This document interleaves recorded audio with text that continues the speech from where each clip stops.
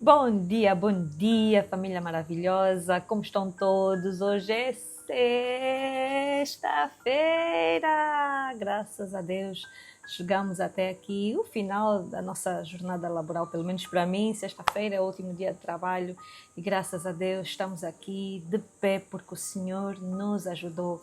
Para muitos foi uma semana que não foi fácil, foi uma semana repleta de desafios, mas até aqui estamos vivos, acordamos pela graça e misericórdia do Senhor.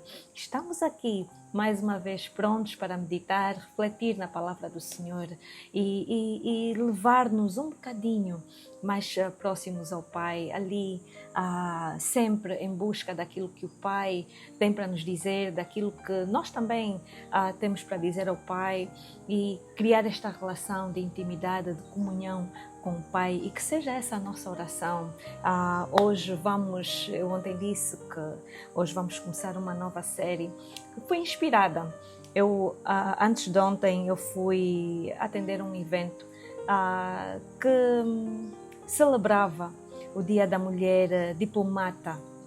E esta celebração vem acontecendo, este já é o 4º ano, e mostrou-me o quão a mulher tem evoluído, a mulher tem se sobressaído em muitos postos, muitos lugares de influência, de liderança, e como é que a mulher tem mostrado a sua força e o seu valor junto desses palcos todos. E hoje eu quero começar uma série que eu disse para mim mesma, né? Por que não falar das mulheres da Bíblia? Essas mulheres que muitas vezes são passadas assim despercebidas, porque não obstante serem talvez funções ou talvez não terem feito assim algo grandioso, mas foram fundamentais para aqui a consumação daquilo que eram profecias, daquilo que vinham a ser profecias desde os tempos do Antigo Testamento até aos dias mesmo de hoje. E hoje vou começar a falar sobre uma mulher que todos nós conhecemos, que é conhecida como Virgem Maria.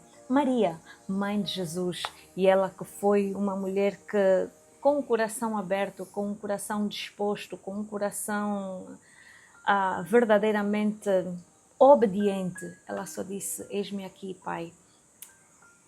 Tudo o que o Senhor disser, eu farei. Em outras palavras, eu estou aqui a parafrasear, mas este é um coração que mostra realmente o que é que o coração de um cristão, de todo seguidor de Deus, todo seguidor de Cristo deve ter no seu coração. Vamos ler uma história hoje em Lucas, capítulo 1.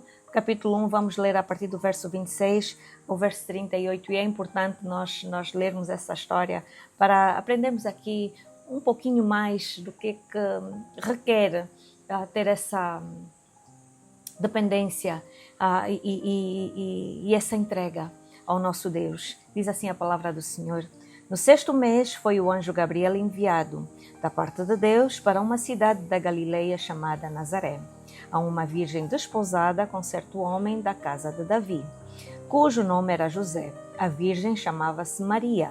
E entretanto o anjo, aonde ela estava, disse: alegra-te, muito favorecida, o Senhor é contigo. Ela, porém, ao ouvir esta palavra, perturbou-se muito e pôs-se a pensar no que significaria esta saudação. Mas o anjo lhe disse: Maria, não temas, porque achaste graça diante de Deus. Eis que conceberás e darás à luz um filho, a quem chamarás pelo nome de Jesus. Este será grande e será chamado Filho do Altíssimo. Deus, o Senhor, lhe dará o trono de Davi, seu pai. Ele reinará para sempre sobre a casa de Jacó, e o seu reinado não terá fim. Então disse Maria ao anjo: como será isto? Pois não tenho relação com homem algum. Respondeu-lhe o anjo: descerá sobre ti o Espírito Santo, e o poder do Altíssimo te envolverá com a sua sombra. Por isso, também o ente santo que há de nascer será chamado Filho de Deus. E Isabel, tua parenta, igualmente concebeu um filho na sua velhice, sendo este já o 6º mês para aquela que diziam ser estéril. Porque para Deus não haverá impossíveis em todas as suas promessas. Então disse Maria: aqui está a serva do Senhor, que se cumpra em mim conforme a tua palavra. E o anjo se ausentou dela. É linda esta história. E o último verso então é o que impacta mais, porque vejamos os dias de hoje. Nos dias de hoje, quem terá a coragem de dizer: aqui está a serva do Senhor, que se cumpra em mim conforme a tua palavra.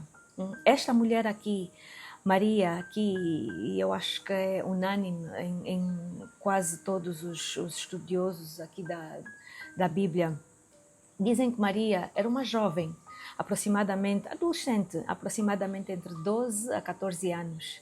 E imaginem esta menina, praticamente menina, a dizer: aqui está a serva do Senhor. Mas antes disso nós vemos o quão assustada ela ficou. Porque esta mulher aqui, esta menina, poderia ser apedrejada. Ela estava desposada aqui no verso 27 diz: a uma virgem desposada. Ela estava comprometida, ainda não era casada com José. E imaginem, naquele tempo haviam 2 períodos, que era o período do noivado, né, que ela estaria desposada, a família do homem do noivo já foi a família da noiva, já acertaram tudo, praticamente já está consumado. E durante este ano de preparação, ele já estava comprometido com ela e era o tempo que ele haveria de se organizar, de construir a sua casa e preparar o dote. Findo este tempo, ele voltaria para a casa da noiva, entregava o dote ao seu pai, o pai da noiva, e casavam-se. Quem celebrava o casamento não era o pastor, não era o padre, não era o juiz, não, era o próprio pai da jovem. E muitas vezes, logo depois da celebração, havia a primeira relação entre o casal e muitas vezes ela tinha que entregar o lenço ou o lençol com sangue para provar que realmente este pai deu a sua filha virgem, pura, que ainda não tinha tido qualquer relação sexual. E foi neste contexto que Maria encontra-se grávida. E se formos em Mateus, ele vai nos contar que José, quando descobriu que Maria estava grávida, queria em segredo abandoná-la, mas ainda assim ele teve uma revelação em sonho a dizer: não deixa ela, porque o filho que ela carrega é o filho do Espírito Santo, é o filho de Deus. Ela foi engravidada pelo Espírito Santo. Para os nossos dias de hoje, provavelmente é algo que nunca haveríamos de acreditar. Não, engravidou mas foi e teve, adulterou ou fez. Mas este José, tanto Maria quanto José, não tinham apenas uma relação já de fidelidade entre os dois, mas tinham uma relação, uma comunhão, uma intimidade com Deus. Porque só tendo esta intimidade com Deus é que poderiam ter esta força de tanto Maria dizer: eis-me aqui, cumpra-se em mim a tua palavra, e quanto a José de receber uma mulher grávida, que não era dele. Naquele momento ele podia muito bem queixar as autoridades, porque já havia um vínculo jurídico ali. Ele podia muito bem acusá-la de adultério, mas ele não fez. Ele pegou esta mulher, confiou na palavra de Deus e foi o que foi, assumiu a sua paternidade como filho, como pai adotivo de Jesus. Uma história linda, meus irmãos. E isto nos leva a refletir quão disponíveis hoje estamos. Há pequenas coisas, há coisas bem pequenas mesmo que Deus fala ao nosso coração e dá-nos uma ordem e nós não obedecemos.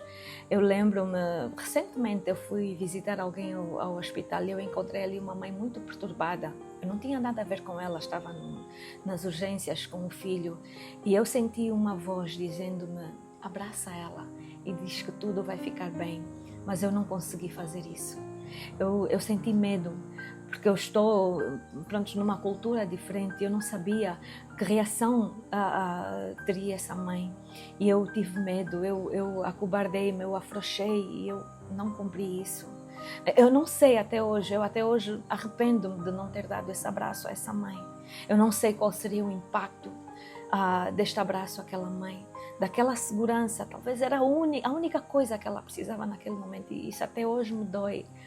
Mas há coisas que Deus fala conosco, pequenas coisas que nós não temos a coragem de cumprir, não temos a coragem de obedecer.